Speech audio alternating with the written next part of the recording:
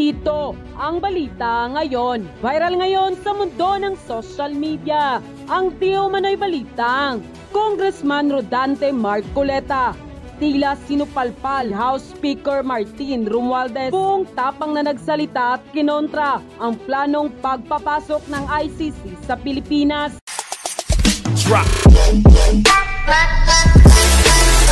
Ito na nga mga kababayan, Congressman Rodante Marcoleta matapang na nagsalita at kinontra ang plano ni House Speaker Congressman Martin Romualdez na pag-aralang muli ang request ng ICC na pumasok sa Pilipinas at magsagawa ng imbestigasyon patungkol sa mainit na war on drugs ng dating administrasyon sa pamumuno ni dating Pangulong Rodrigo Duterte. Ating matatandaan noon sa panahon ng administrasyong Duterte, mismong si Pangulong Duterte ang tumiwalag bilang miyembro ng ICC ang bansang Pilipinas. Ngunit tila nagbago na rin ang ihip ng hangin ni Pangulong Bongbong Marcos at Justice Secretary Boying Rimulya matapos ang kanilang pahayag na pinag-aaralan ng Administrasyong Marcos ang di umano'y pag-anib muli sa ICC ng bansang Pilipinas. Question should be returned under the fold of the ICC. So that's again under study.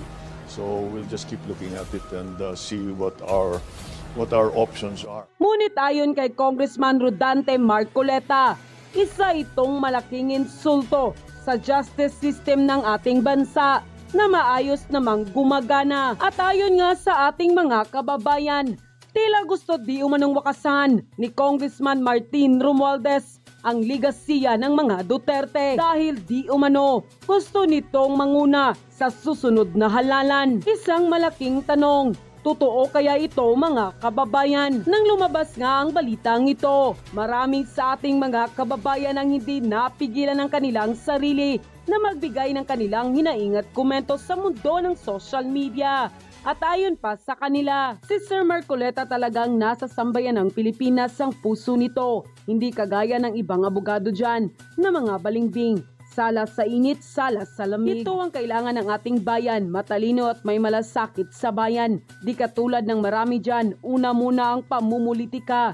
Marcos loyalist ako, pero okay naman si Inday, bakit kailangan yung hanapan ng mali? Ang isipin nyo kung paano tayo magkaisa para umunlad at sumulong na ang Pilipinas. Napag-iwanan na tayo dahil sa bulok na mga politiko. Nagpapalapad lang ng mga papelyan si Speaker Martin, kaya malaki ang suporta sa pagbabalik ng ICC para sirain ang ligasiya ng mga Duterte na alam naman nating mahirap lampasan ng kahit sino man. Pamumulitika na naman, matagal na namang umalis sa Pilipinas sa ICC at maayos naman ang ating hustisya sa Pilipinas.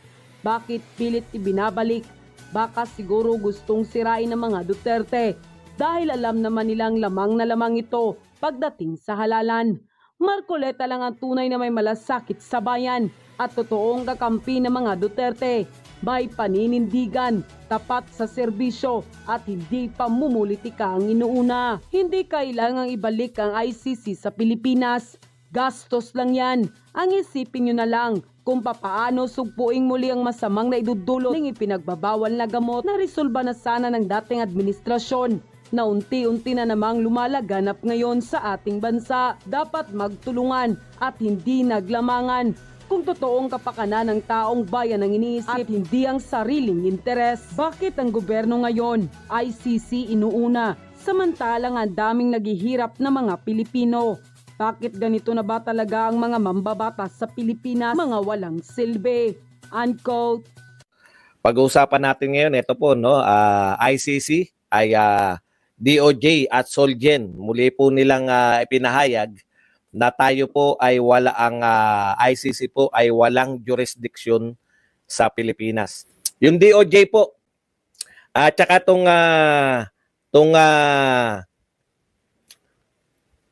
Solgen, ang ating po Solicitor General na abogado po ng Pilipinas ay formal na po nagpahayag na wala pong jurisdiction ang ICC sa Pilipinas, no? Yung DOJ din po, ang sabi po ng DOJ, ito pong wag na raw, no need na raw po na mag-submit si si Vice President Sara Duterte ng kanyang objection dahil hanggang ngayon naman po ang posisyon ng DOJ ay wala pong pagbabago hinggil po sa ICC.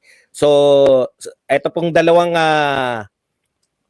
ahensya ng pamahalaan na namamahala po o may kinalaman sa pagsusuri ng batas o pag-interpret ng mga batas o may kinalaman po sa pagbabatas. Ayun, Solgen po tsaka DOJ ay malinaw po ang kanilang pahayag. Wala pong jurisdiction ang ICC sa Pilipinas. Boss Buds, ano yung ginagawa ng Congress ngayon? No? Ito po ba, halimbawa, pinasa, majority, 300 plus ng walang nag-abstain, lahat sila pro-ICC. Alam niyo naman sa Congress, di ba? Magpipirmahan pa yung mga yan. So may pahayag na rin po diyan si Solgen, no? Ang pahayag po ni Solgen, ang lahat ng legislative resolution, mag-resolution man ng sangkatutak, dagdagan man nila kahit 1,000 resolution pa, no? Ang kanilang gawin ay ito po ay non-binding dahil wala na po tayong jurisdiction effective. Tama po yung sinasabi, pareho po na sinasabi si Solgen at saka po yung ating kaisa-isang abogado na accredited ng ICC, si Harry Roque, na 2019 po, effective ng 2019, wala na pong jurisdiction ang ICC sa Pilipinas. No? So lahat po to ay pagpapakita lang ng kanilang saloobin. May silbi po ba yung pagpapakita ng saloobin? Wala pong silbi. Parang sinasabi mo lang, ayaw namin sa ICC. O ganun lang po yun. Parang mga placards. Dahil sila yung mga mambabatas, dinaan nila sa resolution. Kumbaga sa mga nagrarally,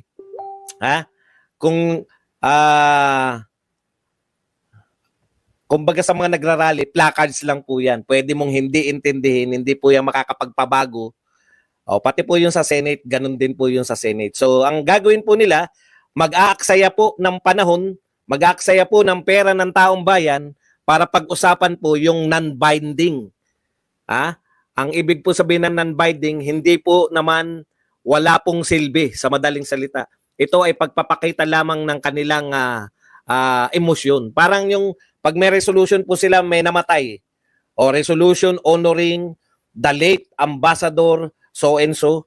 Ganun lang po yung resolution. Okay? So wag na po yung ikainit ng ulo. Opisyal na po itong mga nagpahayag. Pero, ayan yung pero eh. Ibang usapin daw po yung pagbabalik sa ICC. No? Yun po. Ito po, kumbaga ngayon, hindi tayo pwedeng makipag-cooperate sa ICC. Legally, hindi tayo pwedeng makipag-cooperate sa ICC dahil wala silang jurisdiction sa atin. Hindi rin natin pwedeng, kung ganun, mag-issue man, halimbawa, pwede pa rin po bang mag-conduct ng investigation yung ICC? Pwede naman. Kung loko-loko sila. Pwede naman nilang pahirapan yung sarili nila.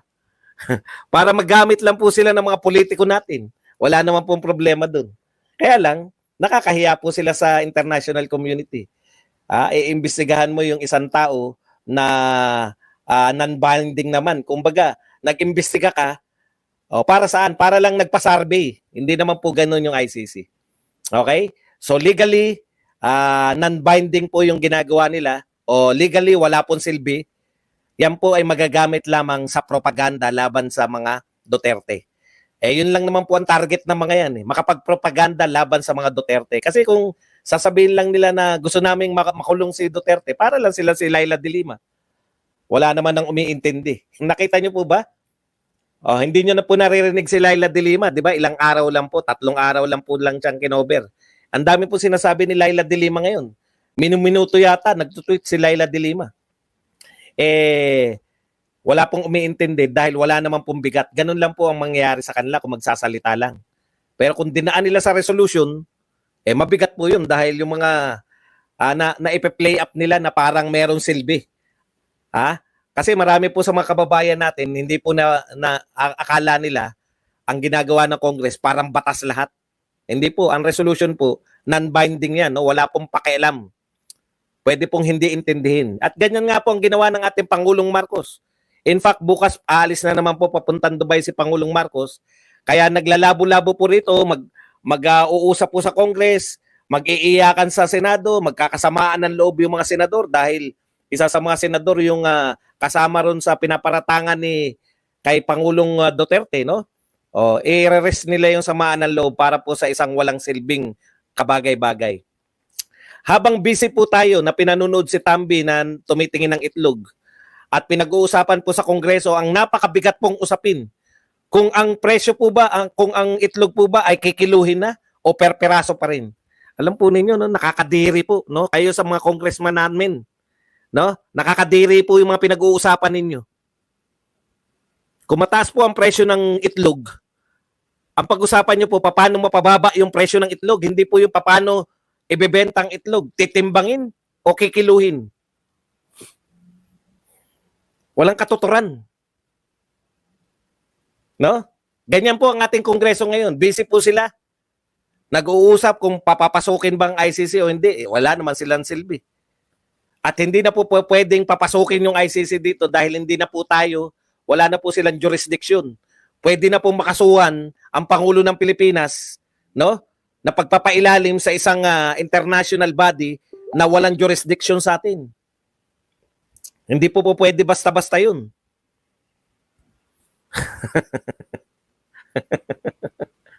Ang itlog daw sasalatin. Yun po pinoproblema sa Congress eh. Napakatitino ng ating tapos habang busy po na nagsasalok, ano tawag doon? Nagkikilo ng 20 pesos. Ang tanong nga, Speaker Martin, bakit po pansibulang ang ano? Bakit po pansibulang ang 20 pesos ang bigas? Ako na rin sasagot. Kasi proyekto yan ng Cebu government eh. Cebu government ba yan? Hindi ba yan House of Representatives? Hindi po. Proyekto po yan ng Cebu government. Kaya sa Cebu lang po may 20 pesos na bigas. Dahil subsidy po nila yan. Subsidy ng Cebu government. Opo. Kumbaga parang paayuda nila sa mga mahihirap sa Cebu. Anong ginagawa ni Martin? Mahirap po sagutin. Kasi po siyempre in-invite po nila si Pangulong Marcos. Hindi po yata nakadalo. Kaya si Martin po naroon nagsasalok ng bigas. Drop.